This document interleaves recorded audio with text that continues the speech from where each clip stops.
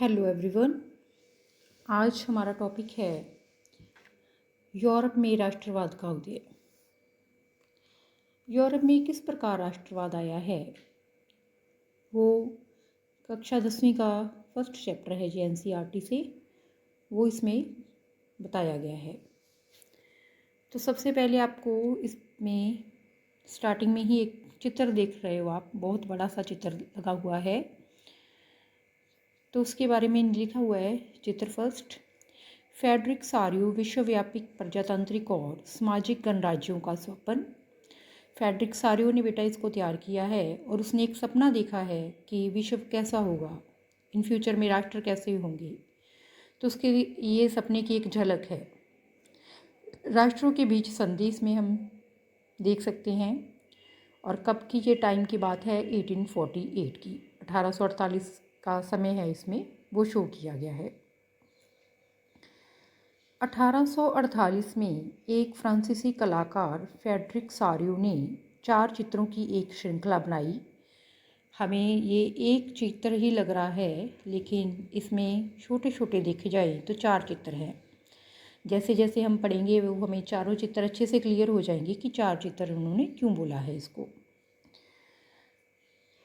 इसमें अपने सपनों का एक संसार रचा। तो ये जो देख रहे हैं ये उनका एक सपना है, एक ड्रीम है। ऐसे है नहीं, अभी रियलिटी में कुछ नहीं है ऐसा, लेकिन उनका एक सपना है जो फ्रेडरिक सारियो ने वो रचा है। और वो हम इस पिक्चर के माध्यम से उसने उसको रिप्रेजेंट किया है, पेश किया है। तो सपने में क्या है, ऐसा संसार का सपना रचा है जो उसके शब्दों में जनतांत्रिक और सामाजिक गणतंत्रों से मिलकर बना था। वो ऐसा समाज था जो कि जनतांत्रिक और सामाजिक गणतंत्र जिसमें सभी मिल चुके हैं, इनकी समाज एक हो चुका है, ऐसा समाज है। यूरोप की ये कल्पना कर रहे हैं यूरोप के बारे में। इस श्रृंखला में पहले चित्र में यूरोप अमेरिका के लोग दिखाए गए हैं। ये जो आप सभी लोग देख रहे हो ये कहाँ के लोग हैं, ये यूरोप और अमेरिका के लोग हैं। सभी उम्र और सामाजिक वर्गों के स्त्री पुरुष एक लंबी कतार में स्वतंत्रता की प्रतिमा की वंदना करते हुए जा रहे हैं। तो ये सभी आप देखो चित्र में, ये जो यूरोप और अमेरिका के लोग हैं एक बहुत ही लंबी कतार में हमें दिखाई दे रहे हैं। बहुत लंबी लाइन है जो जहाँ तक हम देख रहे हैं हमें दिखाई दे रही है। सभी ने अलग अलग झंडे भी पकड़े हुए हैं, उनके बारे में भी बताया गया है इसमें, तो वो भी हम पढ़ेंगे। इसमें क्या है, ये एक प्रतिमा है, इसके आगे से वो गुजर रहे हैं।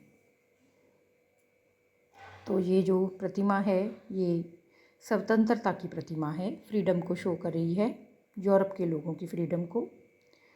आपको याद होगा कि फ्रांसीसी क्रांति के दौरान कलाकार स्वतंत्रता को महिला का रूप प्रदान किया करते थे। जब फ्रांसीसी क्रांति जो आपने कक्षा 9वीं में पढ़ के आए हो आप, उसमें भी जब कलाकार स्वतंत्रता को पेश करते थे तो वो क्या पेश करते थे, स्वतंत्रता को कैसे दिखाते थे, एक महिला का रूप दे देते थे उसे।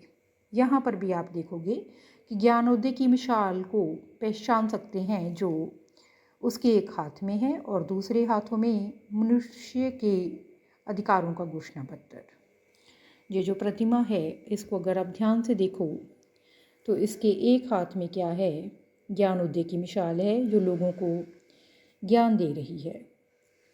और दूसरे हाथ में क्या है, दूसरे हाथ में एक ऐसा पत्थर पकड़ा हुआ है जिस एक घोषणा पत्र है जिस पर मनुष्य के क्या अधिकार होने चाहिए इसके बारे में वर्णन किया गया है।